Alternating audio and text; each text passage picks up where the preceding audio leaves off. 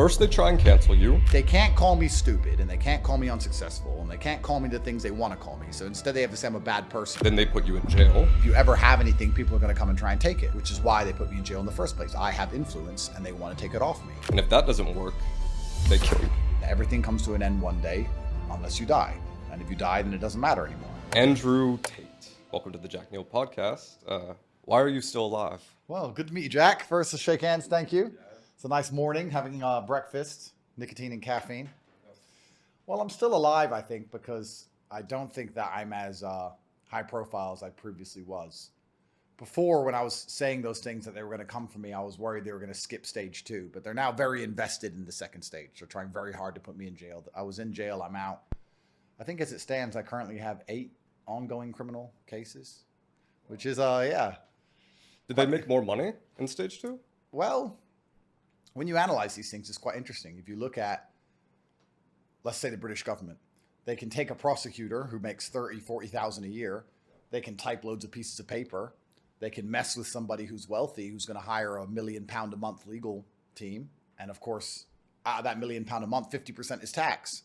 So they're getting $500,000 a month off a 30 grand a year employee. And they have all the interests of just keeping it going for as long as possible. So the UK state, I mean, I don't want to be a conspiracy theorist, and I have to be careful what I say I certainly know and what I pretend I don't certainly know. But let's put it this way. Romania was a proxy. They were told by Western powers to mess with me.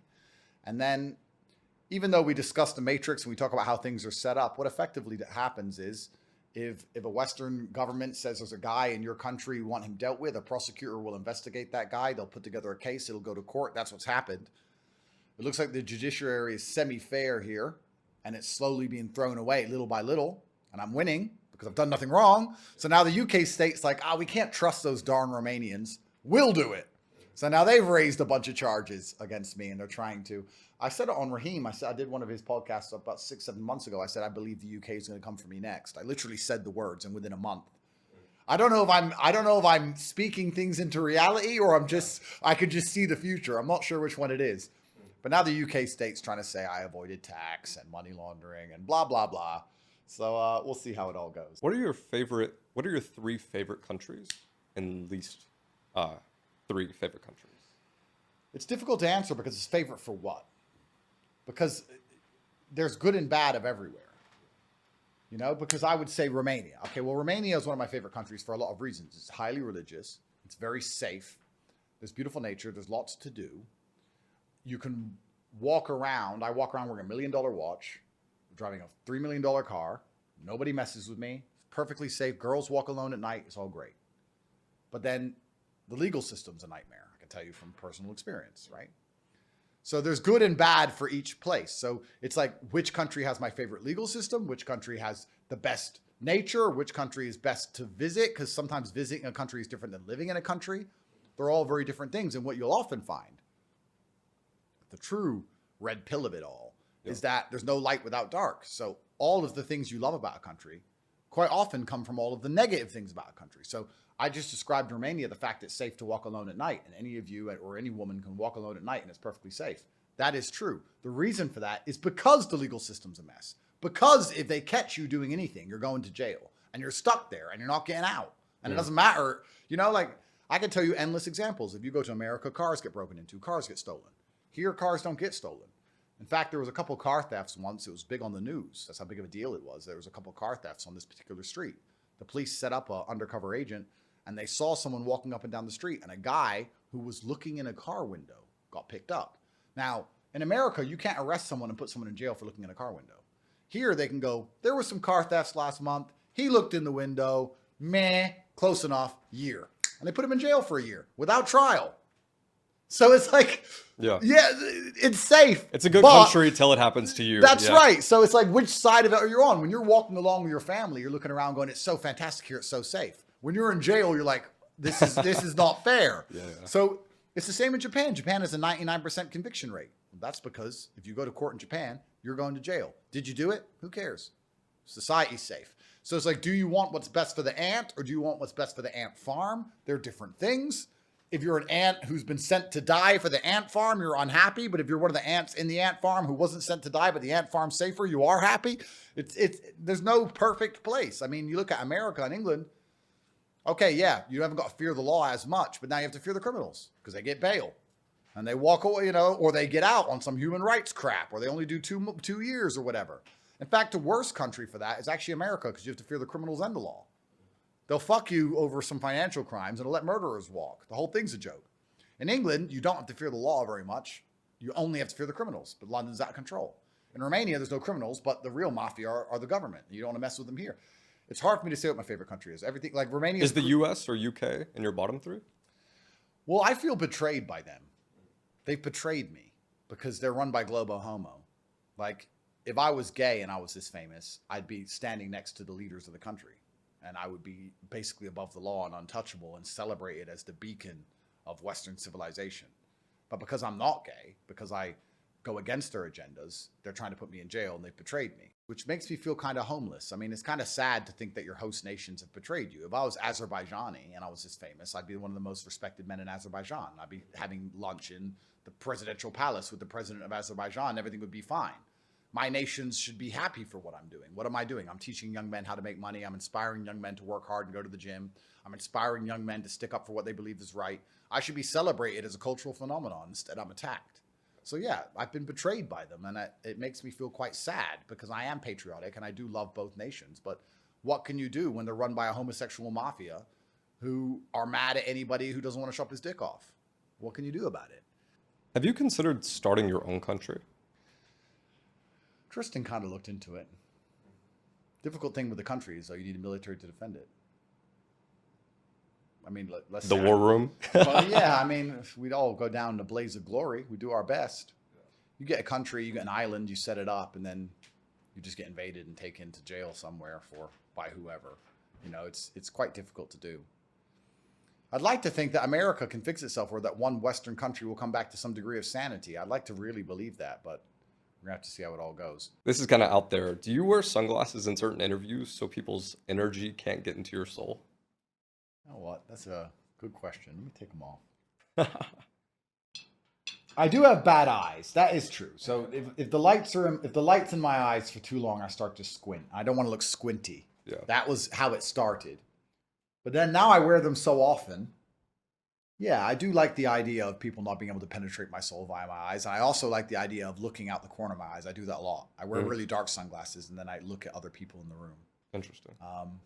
Why I do that, perhaps I'm just paranoid. I'm not sure. I should think of a really cool reason. I should think of something really cool and inventive as to why I wear them. But I just like having sunglasses on. Perhaps I do like to hide the windows to my soul. Not everybody needs to see in my eyes. You know, like why? Not everybody has to see deep. They say that your eyes tell the truth. And that is true. Like I can even talk from fighting. No matter how good someone's poker face is, you can see it in their eyes. If you hit them with a hard shot, even if their face doesn't move, you see it in their eyes. So when you fight somebody, you look directly into their eyes to see if you've hurt them or not. So perhaps I like to keep my eyes shielded for that reason. I'm not sure. But I wear sunglasses. It's not just interviews. I wear sunglasses probably 80% of my waking day every day. I always wear sunglasses all the time. You're really protective of your energy. That's interesting. Yeah, and maybe, you know, if they acid attack me, I can retain my vision long enough to get the Aikido and snap their necks. Yeah. I just don't really see the disadvantage, so I wear sunglasses all the time, unless it gets really dark. What do you believe humans from the 25th century will think of humans today? Really good question. I think there's going to be a lot of things that we currently do that they're going to see as barbaric, and they're not going to understand how we manage to function as a society without the kind of control that will be implemented on humanity by then. So I'll give you a very quick example. So in the year 2500 or 25th century, everything will be controlled by machine mind. Everything will be extremely organized. Even the idea of the capability to drive, I think it's going to be very crazy to them if you explain that you had a driver's license and it was a piece of paper and that you drove around and that if you broke the law, you had to be caught by accident or by coincidence. And if they caught you by coincidence, they took your piece of paper away. And then you could continue to drive afterwards. And unless you get caught again by coincidence, nothing will happen. And a lot of people lose their licenses and just continue to drive, and the car still starts just as normal. It's not like it is in the 25th century where your ability to start your car is directly linked to your AI chip in your brain, and once it's removed, your car doesn't move. and they can tell where you're going if you're trying to drive without license. No, it's all just big coincidences. Maybe not.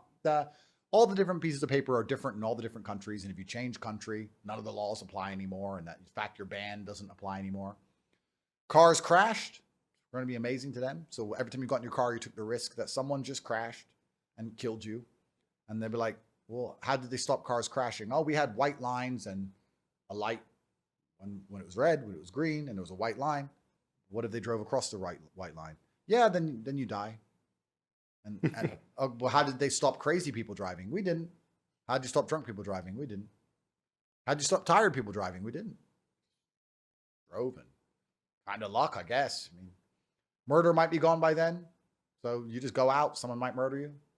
You know, people steal things. Just go in, they just take it.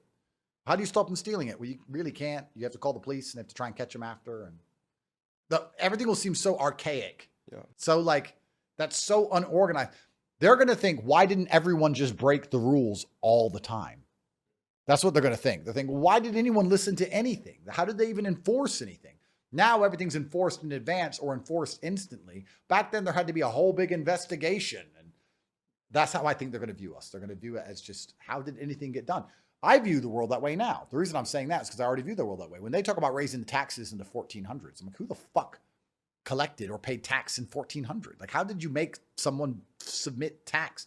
I mean, okay, if you went to the land and they worked on the land, you could steal some of their shit probably. But like in the city of London, how did they enforce tax code? In the 1930s, how did they move money? I hear about World War II soldiers sending money home. How? How did you convert your dollars to Deutschmarks? How did you do a bank transfer? How did you, and that's only 50, 60 years ago. I could probably look it up. And I don't know how they did it. So they're just going to think everything was extremely dangerous, extremely scary, extremely slow. Like, how did you move from England to Japan? Or you got on this contraption and you sat there and it went to the sky. Like, well, what if it crashed? Then you died. Like, it's going to be very like, death will feel like it's right around the corner all of the time. Because they would have fixed all those problems by then. Do you think it'll be a godless society? Well, once AI gets to the point where it knows everything and it sees the future and it controls everybody, I think they'll probably see it as a god in some regard. It's all seeing, it's all knowing. You know, it's omnipresent. It's got the power to end any life it wants. It can just blow up your chip in your brain. You know, if you piss them off, that's how assassinations will work. Self-destruct, boom, he's gone. Next. So, they're going to have something pretty close to God there on earth, and they're going to behave pretty well. They're certainly going to do their prayers, and they're going to do what they're supposed to do. Otherwise, they're not going to exist for very long. If you knew who was really in power, would you say it?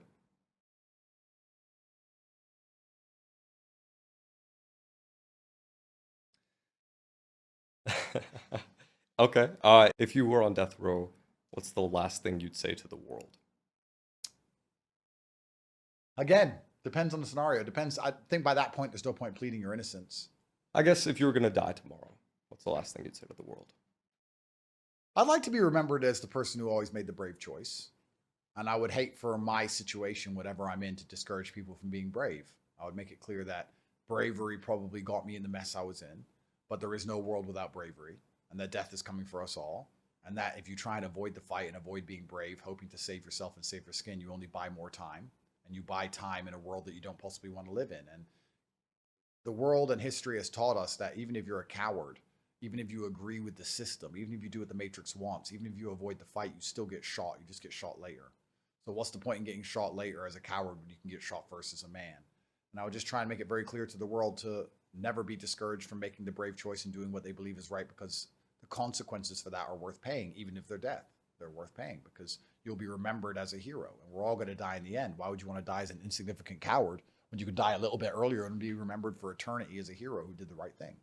I mean, in the eternity of the human consciousness, what is a few years anyway? Like, what is a few years? You die 10 years earlier as a hero, or you have 10 more years of insignificant coward life sitting around hiding in your room as a worm to be forgotten forever. Well, then, if you're that kind of person, you truly are a coward. You're really such a pussy. I'd rather die as a hero than live as a coward any day of the week anyway. So I just try my best not to discourage anyone from being brave. Andrew's a human trafficker. Have you seen a single video of a single woman accusing me of anything? Why is it always the men who are against the establishment who get attacked? Why does Assange get a rape charge? I have one. Trump has one. Russell Brand has one. Everyone who talks against the system gets rape charges. But everyone who works for the system, even though they go on Epstein's plane to the island, they never get any charges. If you knew who was really in power, would you say it?